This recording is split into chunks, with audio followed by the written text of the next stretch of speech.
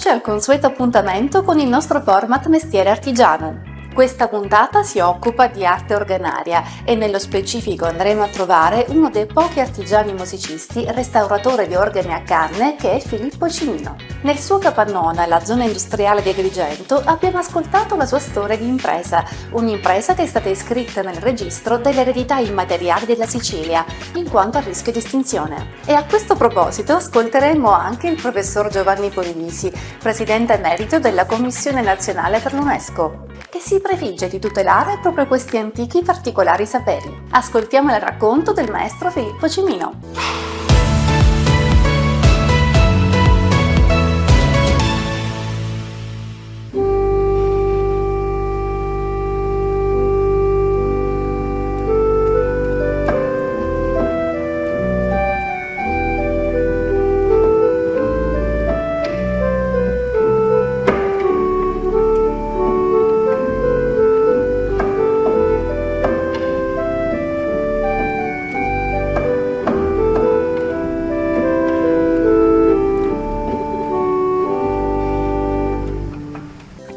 Innanzitutto io ho iniziato a suonare lo strumento a circa 14 anni. C'è stato un sacerdote che mi ha introdotto agli studi, era un grande musicista, addirittura è stato un allievo di Marcel Dupré. E sono rimasto affascinato anche dei brani di Bach. Io una volta ho visto suonare in televisione, era piccolo, c'era un organista che ha suonato la K608 di Mozart. E questo era, credo che si chiama Kozemba, dovrebbe essere, era ceco. E mi ha impressionato talmente, cioè vedere come suonava con i piedi e con le mani, ma la K608 è una particolare, è di Mozart, ed è particolare anche per la sua complessità, perché Mozart non era un organista, però ha scritto organo, come scrittore questa K608 per organo, è particolare. Io ho cominciato a studiare, infatti suonavo anche in chiesa, dopodiché con mio fratello abbiamo realizzato un complesso musicale. Ecco.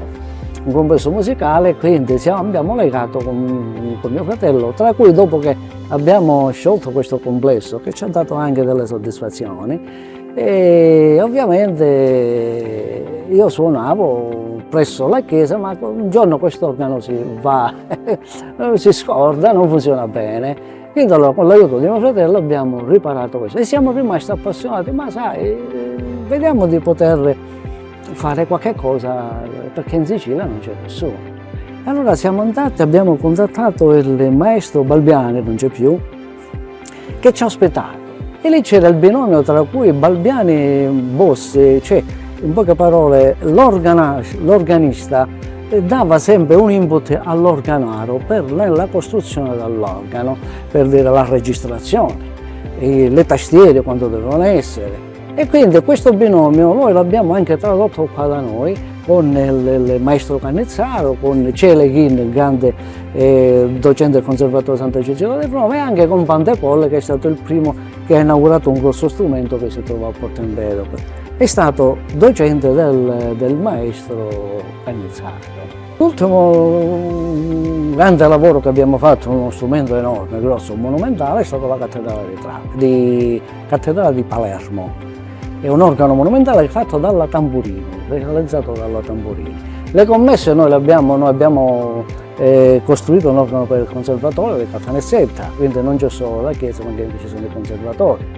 Anche l'abbiamo stilato un progetto di restauro dell'organo del Conservatorio di Palermo.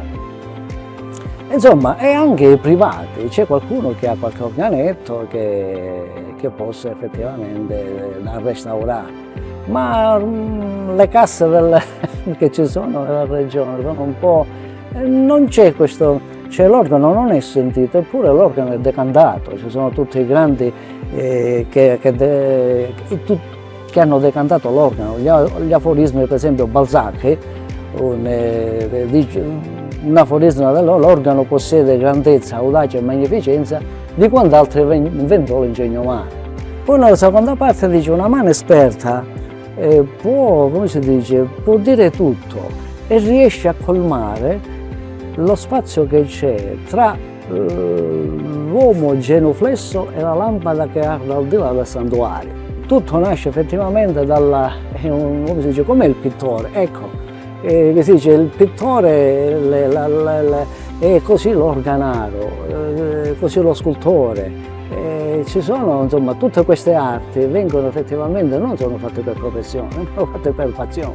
C'è mio figlio che ha preso già da poco, addirittura è un restauratore, ha preso anche il titolo di restauratore, e anche il direttore tecnico dei restauri che sono in corso in questo momento in un organo di Mazara che è di un autore siciliano che è Andronico.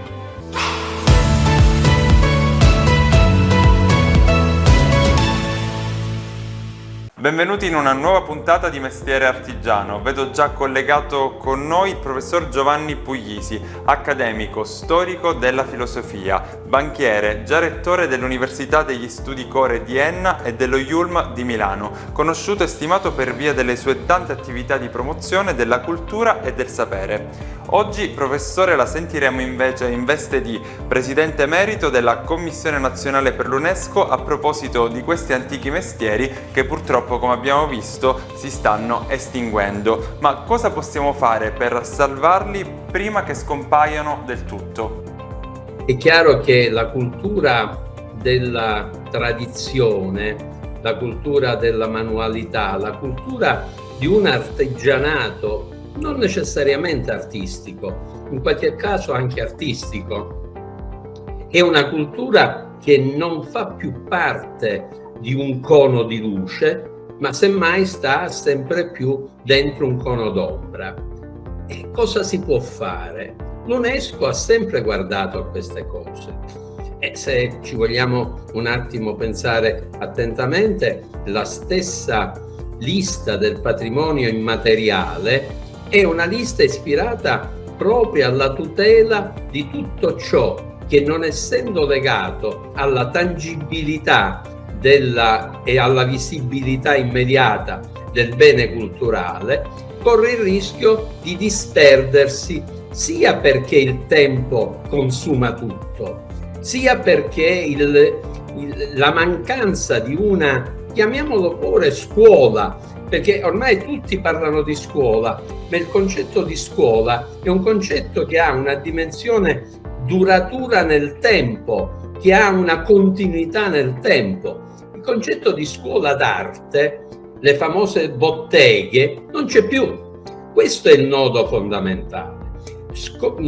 Confondere la cultura tradizionale, le tradizioni artigiane, come questa nel campo musicale. Pensate che cos'è quella nel campo liutaio, ma nel campo liutaio, da questo punto di vista, devo dire, abbiamo per fortuna una tradizione solida nel nord Italia, però da questo punto di vista sono eccezioni, e quindi tutto quello che non rientra in queste eccezioni purtroppo corre il rischio di finire nel nulla, legato all'età degli uomini, cioè legato ai personaggi che oggi rappresentano ancora una memoria vivente di questa situazione.